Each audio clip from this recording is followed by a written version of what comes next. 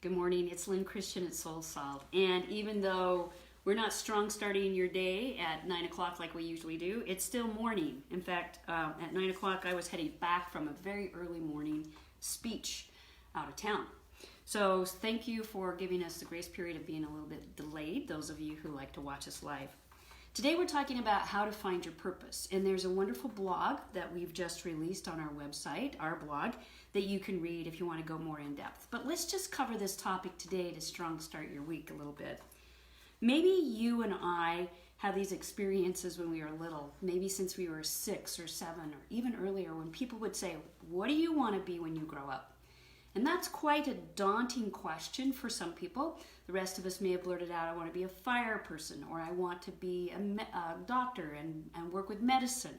We may have had a very strong confirmation of what we wanted to do with our life. But when you dig deeper and you talk about purpose, you're actually going deeper than career. You're going to maybe the vision, or some people like to call it a mission. And so one of the things that you first have to do is you need to dissect what are your aspirations from what are other people's expectations. Because other people's expectations often don't have very much to do with your very own aspirations. The purpose that lives within your soul, what comes from your plumb line, a connection of prefrontal cortex, the heart neurons, and the sensory and neurons in the gut. That's where your purpose comes from. It comes from inside out. So how do you find that? Well, I've mentioned personal aspirations, but let's go to some of the blog, and I'll cover 3 of the items that we did cover in the blog. One is, what would you do? What would you do with your time and your energy if you never had to earn another dollar? That sometimes gives us an indication of where purpose is. And you may have to go out and explore that. Experiment your way into it. You can't necessarily think this. You actually have to act your way through it. So ask yourself that question. What would I be doing if I didn't have to earn another dollar? That was taken care of. Now how would I spend my focus, my energy? How would I give my talent away? Maybe create some experiments and go out and try those. Another one would be, what would I choose to do, even if it was hard, even if parts of it sucked? What would I be willing to still put my energy toward? And again, you may have to experiment with that to actually see what your answers are. And finally, a third piece from our blog is, what did you love doing as a kid? Now, while that may not necessarily translate directly, it does usually give you hints. Here's an example. Once upon a time, I would create these little mini rodeos, and instead of having livestock like cattle and horses and things like that, we had hobby horses and we had tricycles, and so we created bucking trikes and bucking hobby horses that we would have these rodeos. And the thing that got me charged was creating these ribbons and trophies and having awards for people who had the guts, people talking little people, from ages 5 to 7 to 9, who were willing to get on and see how long they could stick it out. And that was something that I loved doing as a kid, is helping people see how powerful and strong they could be. Well, lo and behold, I'm in a business now where I don't have people riding bucking tricycles or hobby horses. But they get on life, and sometimes it bucks them off, or sometimes they take on a challenge, or sometimes they're really afraid and they walk with the fear to accomplish something that makes them a badass. That's what I do.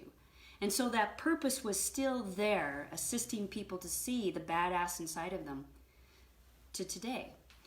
Another one is sometimes the thing that makes you afraid, that you think is cheesy, or that you recoil from when you say it because you feel judged or you feel exposed. Sometimes that's worth exploring. Here's one hint.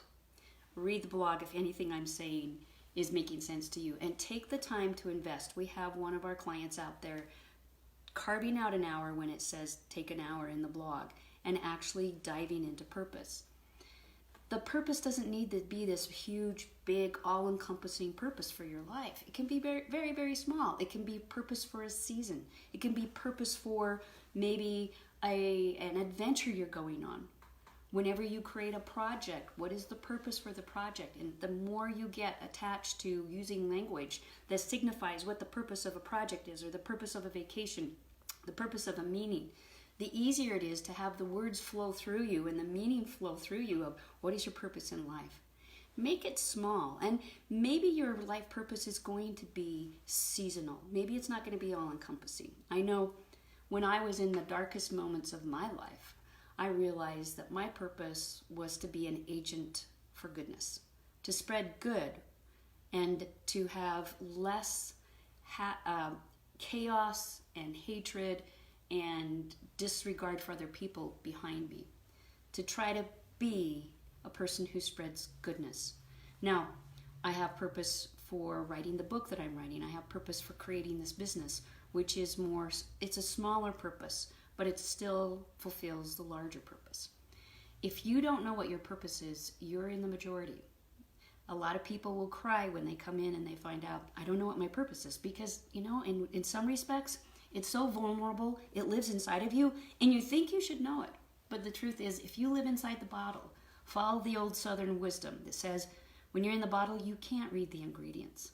And find someone to help you facilitate what your purpose is, because when you find it, you can engage flow, you can have more peace of mind, and you know that the time you're spending on this planet is time well spent. It feels like being a badass. So I encourage you, go in, read the blog. We also have a free download, because your purpose is often very closely linked with your personal identity. And the download is something you might want to keep by your desk. It says 10 ways to get in touch with your deep identity, something I just wrote for even another article. I hope this has been useful. Every person has a purpose. Not every person knows what that is immediately. It's not self-evident right away. You have to dig for it. And I'll tell you what, the people who dig a little bit really find the treasure. Good luck, go find your purpose, and have a great week.